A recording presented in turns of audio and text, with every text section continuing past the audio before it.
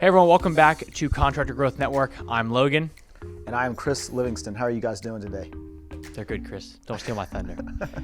So today we have this is a high-level conversation. This is, if you're new to the sales game, if you're new to the idea of like how to persuade people or move the needle with people, this is going to be kind of not a foreign concept. We all do it. We just don't realize that we do it. Yeah, we don't put a name on. We don't label it, if you will. And what we're talking about is getting people to take micro commitments. So, what is a micro commitment? You want to tackle this, Chris? You want me to do it? I'll give you some examples of what micro commitments. Is that cool? Yeah, go ahead. Anytime you ask someone like a small favor of someone in order to follow your process, that's a micro commitment. You're kind of gauging their seriousness going forward with you. We have a survey here. We say, hey, fill out the survey. Come back to us and fill out the survey. It's going to help you out. It's going to help us out. But we're kind of gauging how committed they are. Sometimes with a video, hey, watch this video. We'll come back. Sometimes it's even, I hear people giving those assignment selling. Sometimes, hey, this book, this podcast, this video is going to explain it way better than I ever could. Check out that video. Let's reconvene later on. So that's kind of a micro commitment in my mind. So those are very specific examples of how we do it ourselves. What the psychology behind this is, people want to remain consistent, right? They want to, if they take an action, they don't want to necessarily then go back on that action. So it's like if you walk into a restaurant and you sit down and you look at the menu and you realize you don't really like any of the food, more times than not, you're just going to stay there and suck it up because you've already gone through it. You don't want to go back on your word, if you will. So you just stay. And you can use a lot of these principles in your sales and your growth, because the more that you can get people to commit to little things, right? Now, we're not saying big things. We're saying these are all very little things here.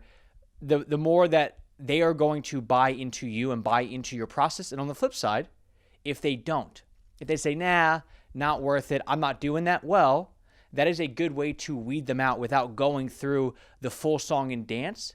We're asking for little things up front to get them to buy into us, and it shows them we have a system, and it shows us that they're a little bit more serious than somebody who's not going to do this. So when I hear that, I kind of have a question, and the question that kind of comes up is, when I talk to a couple of different contractors, there's some 3D imaging, for kitchens or outdoor living spaces and things like that. And everyone I kind of speak to, they say, once I talk to my client and I have presented them some of this 3D imaging, they always go forward with me. Right.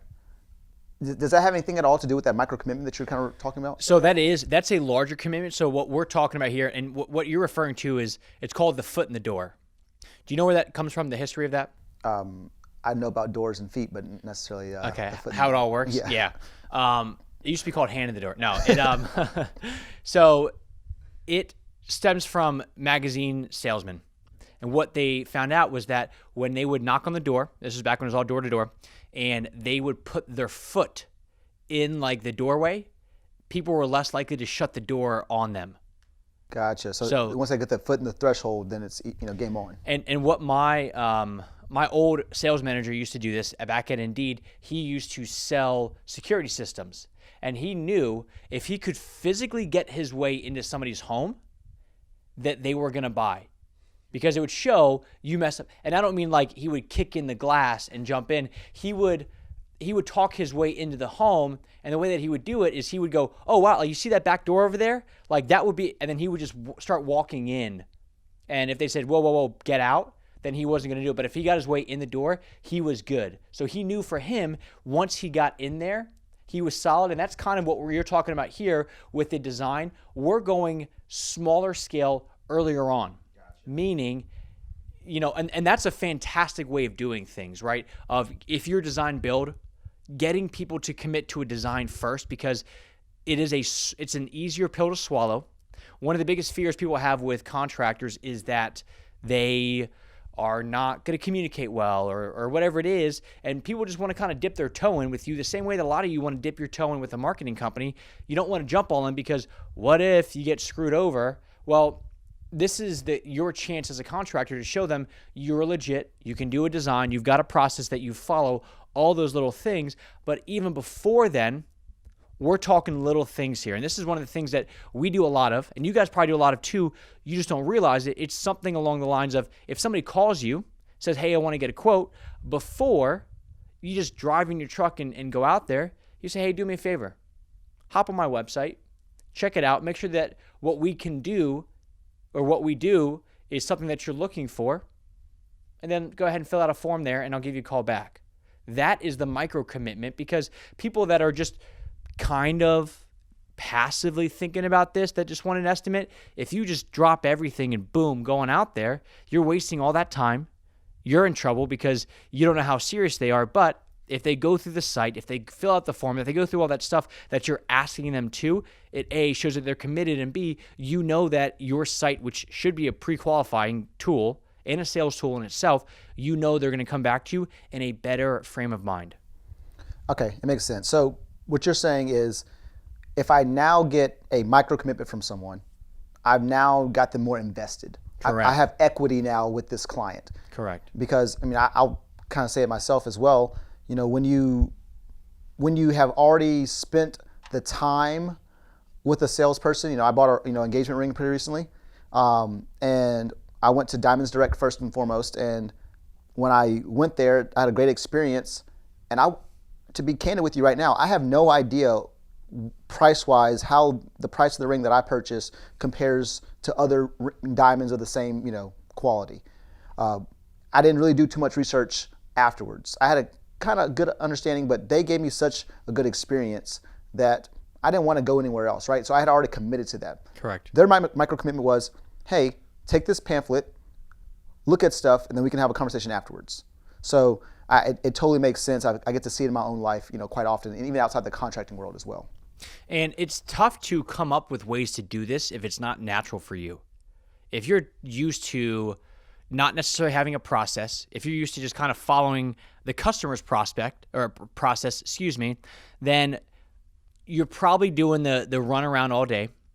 You're dealing with people that are not going to be your right fit and whether they don't do it maliciously, it's just that in their mind, they have a way of doing things. We all have our own convictions. We all have our own in our head. This is how this should go. And even if we're totally off, if the other person, aka the contractor, doesn't kind of put their foot down and kind of guide us in the right direction, then we're going to assume that either maybe this is not the right fit of person for me, or B, maybe my way is better than their way. They just don't realize it. So I'm going to stick to my own guns. So by having these little asks out of people, they're not crazy, they're not over the top, it's just stuff that it shows them we have a system, and it shows us that we have somebody who's actually wants to get this thing done. And you could kind of look at some of the other things of like a consultation fee, right? A consultation fee to me that's a commitment. That's a larger scale commitment because now we're actually exchanging money here.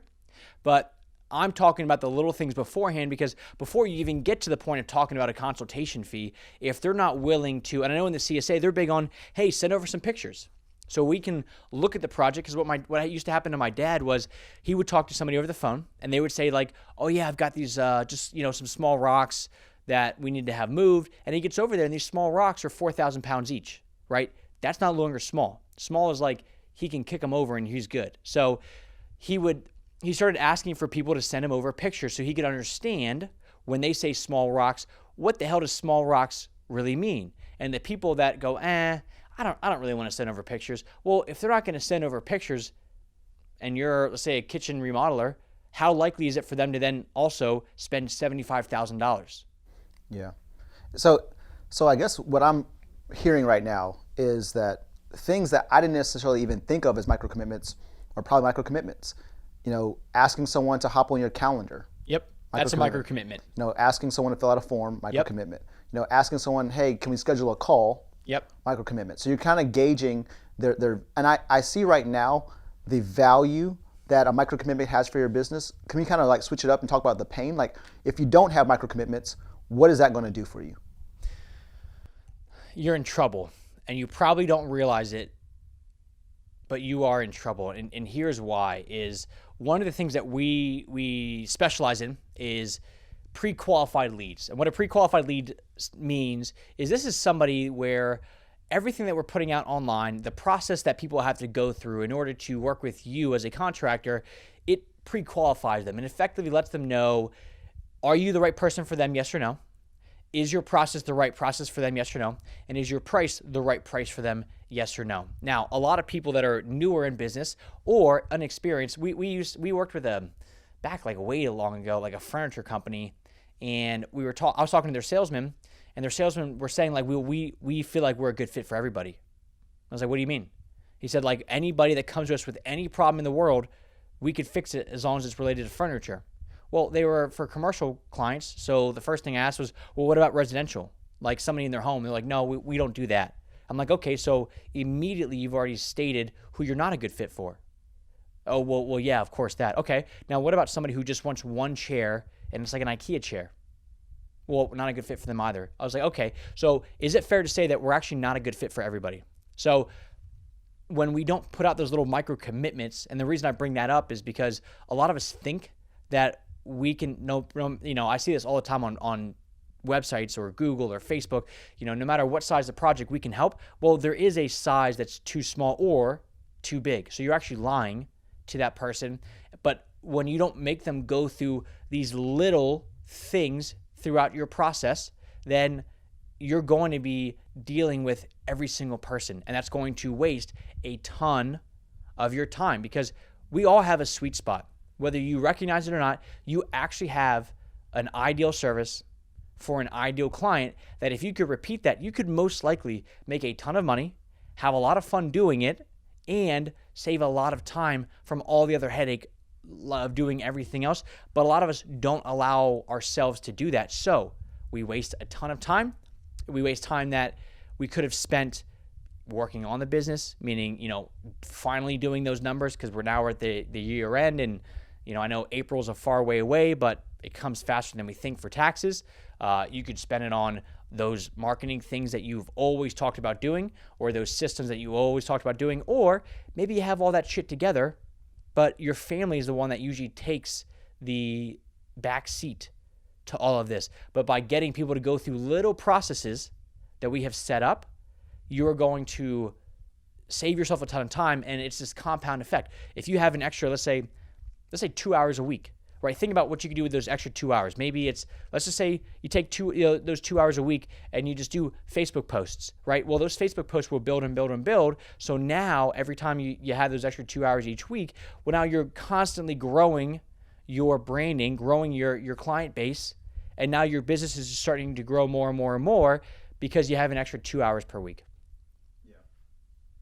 Nice response. Appreciate that. That's a good rebuttal. No, I guess it's just telling because it is very easy. When I think of micro commitments, I think of yourself as having a process, right? Mm-hmm. Because I know that if I was dealing, let's say I want to get my kitchen remodeled. If I knew the process was, I give you guys a call, we schedule a time we could talk, I kind of give you an understanding of what I'm looking at. Well, right there, sometimes, right now, thinking about it right now, if you ask me what kind of kitchen I want, I don't even have an image in my mind. Mm-hmm. I have no idea what an image in my mind is. And so right now, I'm definitely in the shopping phase. And so if I'm thinking to myself, gosh, this contractor is asking, it's a big ask of them to ask me to send them pictures. Well, I've pre-qualified myself because you know what? I'm not really right now ready to buy. I'm not really right now ready to go forward, and the pain is not great enough for me to go forward and get a kitchen, spend $70,000 on a kitchen. Mm-hmm. Because the pictures taking is the smallest part of that kitchen process. I also have to go without a kitchen for a month and a half. Mm-hmm. I got to forego $70,000. I got to make some decisions on what it's going to look like. I have to, go back and forth with Megan on as far as, what's the right thing for the kitchen. Mm-hmm. So there's a lot more bigger ask of me going down the road. And if I can't even commit to this small portion, then I need to fall off the radar. I need to fall off so I can make sure that I can now hit this funnel again when I'm ready to buy. So let me explain it in my own world how, because you brought up a very good point about you're not quite ready for this stuff, but let me explain this compound effect even more. So in our world, in my world, I have before Chris came in a few months ago, I had a very specific process that over time, it gets better and better and better and more refined. And the more that I realize that people that don't want to follow that process, I just let them go faster, right? And what that does is that allows me to save up more time, grow the company more and more and more, and then it gets to the point where I'm now able to financially hire a salesman, and I'm also able to take the time to train that salesman. Now, once Chris is in this role, Chris, instead of me as the owner, the person that has to do a lot of the operations, now like my bandwidth was only really of people that were pretty close to buying. Like not they had to have their credit card out right then and there, but kind of close. Now, when you can bring in a salesman, you can start to bring people in further up the buying process. So now what Chris can do is people that may not be ready today or tomorrow, they're ready in maybe a few months. Well, now Chris can spend time on that because you can slowly use your extra time that you're saving by getting these people to do micro commitments and weed out those that don't, to then hire more people that can potentially get people further up in the process, and this is the whole idea of like the rich are getting richer, right? It doesn't just happen where like the government screws over the poor. It's because the rich know how to make this thing happen. So like, let's say you start to make some money and you have enough money to invest in real estate. Right? You buy your first house, you make some cash off that, then you can buy a second house. Well, now you've got a couple incomes coming in. Well, now you can buy 2 more homes, and little by little, you're exponentially growing the amount of homes that you make, or that you have, which brings in money. And then on top of that, now you're making enough money, you can hire a better accountant who now knows the tax codes even better. So now you're saving more on taxes. Now, somebody who's making 50 grand a year, 60 grand a year, can't afford that accountant that knows how to save money, but it is this compound effect of you save a little bit on the front end, you stay patient with that, and you continue to stick with your process, and that's what these things do. So my process personally of the micro commitments I wanted are different than Chris's, because Chris's only job is to sell. Make sure that on the front end, he's bringing new people in, and on the back end, making sure that people are satisfied effectively. He's kind of a client, like a quality control as well. But those are things that I couldn't do myself because I couldn't talk to people that were very far out, or somebody that was saying like, yeah, I don't know if the internet's right for me. I would immediately just go, you know what? All right, man, well, I'm out then, because like I'm not going to sell them on the idea that the internet is a real thing and then sell them on the website and then sell them on Logan. That was too much, because I, on top of that, had to run the company, do other things within the business. But now that I have a guy like Chris in here, that's his role. So Chris can go, well, let's talk about that. What makes you think the internet is going away? Like, is this Y2K? Like, what do we got going on here? So your micro commitments that you put in place with people will make you more efficient, gives you more time, allows you to be more efficient with your time, which makes you more money, and then you can hire out and then give them their own micro commitments. So it's literally this snowball effect. And again, this is why these companies that like are able to tackle this fast, they can then hire people to do the stuff that they necessarily don't have the time to do, but will continuously grow the company in the right way. Does that all kind of make sense? It certainly makes sense. And I think my first thing I just want to say, you're welcome. You talked about how easy your life is now because of me. It is. It's way easier because it's not like I don't have to like quote unquote deal with this, but like you are the first quote unquote line of defense, right? The leads that come in, some people are great. Some people, I used to do it where I remember like the last time it was so frustrating. I had a guy that he was like scheduled a call to talk about growing the business and this and that. And I remember I was like, okay, like what's going on? He's like, oh yeah, hold on one second. I'm just grabbing breakfast. And he like orders breakfast on this sales call. And I'm just like, do you want to reschedule it? Oh, no, man, it's all good. I'm just ordering breakfast right now. And I just realized like, this is not who I need to be talking to, because now as the person who runs the company, I am dealing with, because part of my micro commitment was you needed to be in front of a computer. But on the first call, that's kind of tough sometimes because people are like, whoa, you want me to talk to you and be in front of a computer? That's kind of a big ask. So I was like, screw it. I'll let them kind of be wherever they want to be. And with this guy, because I pulled off that micro commitment of you need to be in front of a computer, he was out getting freaking breakfast. And then, as you can imagine, the call went terribly. They did not move forward on anything because it was somebody who just wasn't that serious about this. I think he was just bored in his truck and just wanted someone to talk to enjoy breakfast with. When I hear you say that, my mind goes to the idea of micro commitments are very valuable, yes. But in order to get people to do your micro commitments, it seems like you have to, in essence, somewhat be a leader. 100%. Because when I think about it right now, if I want to go buy a Peloton, my micro commitment is I got to fill out the form online. But I'm not filling out the form of, Schwinn bike or whatever it may be because I don't feel as if they're a leader in that space. So do you want to kind of talk about how you're able to kind of become a leader so that people are more willing to fulfill your micro commitments going forward with you? Sure. So, and just so you know, I'm going to kind of touch on this a little bit. This will be, by the time that this comes out, we would have already discussed this on our Facebook Live in our Facebook group. So if you want to hear me go more in depth into how to become the leader in this space, make sure you join that group, Common Sense Contracting. You can do live Q&A and stuff there too. But I'm going to touch on it a little bit here because I don't want to go overboard. But in there, I'll go more in depth because actually, like, this is a great question and this is something I'm pretty big on. So the long and short answer of it is going to be you need to effectively, I won't even talk on this one about how to position it, but it's just what to say. It's when you want these micro commitments to happen, if you do it very fear-based, right? Would you mind filling out my form? Have you seen that? What's that guy's name? He's the old player who used to play for the Bears. Brian Urlacher? No, he's played for the Bears, but now he's kind of a comedian now.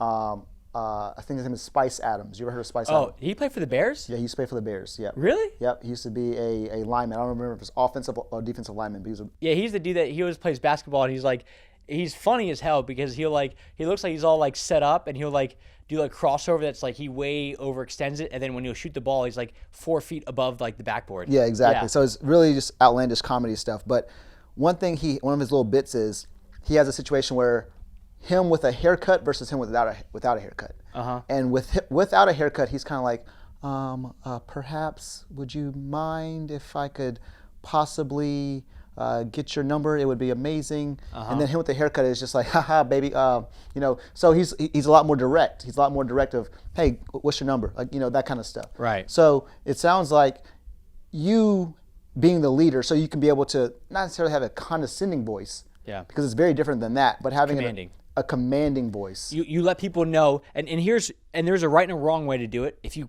command people to actually do it, hey, go on my website and do this, they're probably not going to do it. But there is a way that you can get the point across that this is important. Because if you make your micro commitments, if they're not actually that important, it is going to come across in your words and your tonality, and people aren't going to do it. Hey, Chris, could you go look at my website, please? And then I'll give you a call back. You're not going to do it. Hey, Chris, could you do me a favor, man? Could you check out my website, fill out the form, and then I'll give you a call back? It's very different on how you do it, right? It's not what you say, it's how you say it. So with these micro commitments, it's going to position you as the leader, but if you do it very nervously and it comes across that it's not actually something that they need to do, they will go, you know what, I'm good, man. I'm just going to do it my own way. And if you want my business, you're going to have to earn it, which is I've heard that a few times from people, and it irks me to no end. Well, what do you mean? If you want my business, you're going to have to earn it. I'm like, hey, man, your business is in the shitter right now. And if that's the direction that you want to go, then we're good. I don't need to step in here. You're the one that reached out to me. So where do you want to go from here? And typically someone like that has that ego their business is in that hole because of that mentality. Because typically when, Do you remember my first ever sales call? like the one with Frank? No, my first ever sales call. I think at that time, Amanda was getting married. You said, "Hey man, I'll be out of the office today. Let's get this sales call." And this guy has this idea. He says, Yep, I do. "Yeah, So, I'm pretty sure, because I think that camera just cut out. But what happened on this was, effectively the guy came in, wanted to talk to me. Chris talked to him, and the guy said, I don't need a middleman. I don't need something like, I don't need to be vetted. I'm a professional business guy. I want to talk to Logan. And Chris was like, that's not our process. And the guy was like, well, I'm not dealing with that. I'm not talking to you. I only want to talk to him. And Chris could have very easily said, well, okay, I'll patch you over to him. But how do you think that conversation with me would have gone? He would have felt like you had to earn his business. Correct, which I don't want that, because it's not worth my time to deal with that. And there's other people I've been hung up on before, because I've talked to people that I'm like, hey, I want to ask you some questions. You're looking for a website. Tell me about the business. And then after like 2 questions, they're like, whoa. Like, I know what you're doing here. You shouldn't be asking me questions. I should be asking you questions. You have to earn my business. And I'm like, okay, what do you want to know? Like, what's it cost? And I tell them the price. Like, you know what? You're right. We're not a good fit. And they hang up. And I'm like, if you can't drop your ego that much, this is why you are in this position. Because I didn't call you. I didn't cold outreach you. You called me because something is going on. Yet the way, and this is like with people that they do this with, like, well, the website. Well, I want to think about it. Okay, what do you want to think about? Well, I just don't make decisions this quickly. I got to think about this. All right, well, can I be candid? Sure. You've been in this position for 20 years now. How has your decision-making process, if you do it this way, how has that fared for you over the past 20 years? Well, it's been okay. If it's been okay, how come we're on the phone right now? So if you want to think about it, take all as much time as you want. I'm here to say that this is one of those decisions, though, that you just need to go forward and do it. Because if you want to repeat the last 20 years of business, it's not the service you provide. It's not this and that. It's how you operate. And you need to break that mold at some point. So I know that's kind of a bit of a tangent, and we'll leave it on that. But these micro-commitment things, they are big. They will let people know this is how you work. And they will weed out people that are going to waste your time. So if you want to learn more about this stuff, make sure you watch the Facebook Live that we at this point would have done. It's in the Facebook group. It'll be a really good one, because I actually love this topic, but it's much easier to like explain it even more when you can kind of see like the physical cues that Chris and I are doing. Cool. Common Sense Contracting. It's on Facebook. We'll put it in the show notes too. See you guys next time. Thank you.